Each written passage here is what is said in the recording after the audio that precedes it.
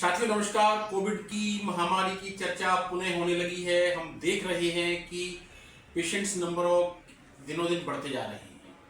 Covid अब हमारे लिए नया नहीं है। कोरोना को लेकर के हम पैनिक नहीं हो, लेकिन कोरोना की बात अभी वास्तविक स्थिति को हम अगर भारत देश में देखने की कोशिश करते हैं तो आज की तारीख में हमारे पास लगभग 1083 के आसपास, 1100 के आसपास 1083 एक्टिव केस हैं।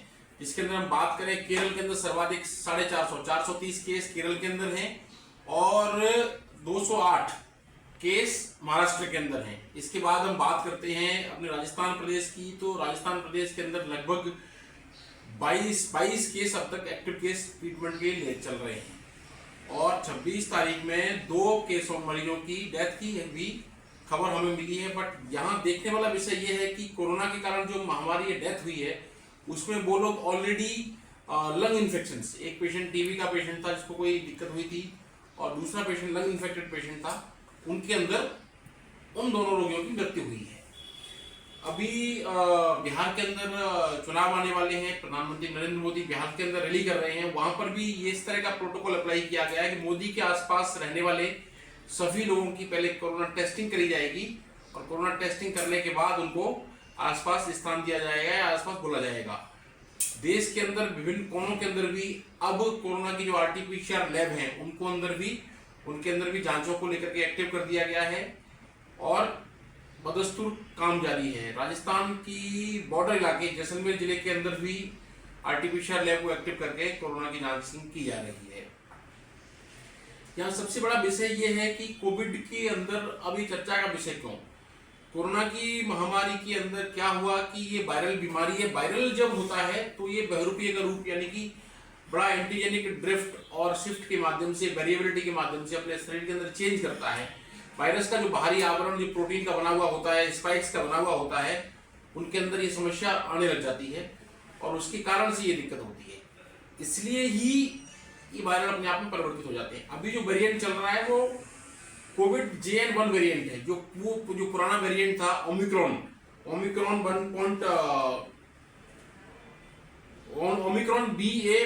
2.86, उसका वेरिएंट है ये JN.1 वेरिएंट।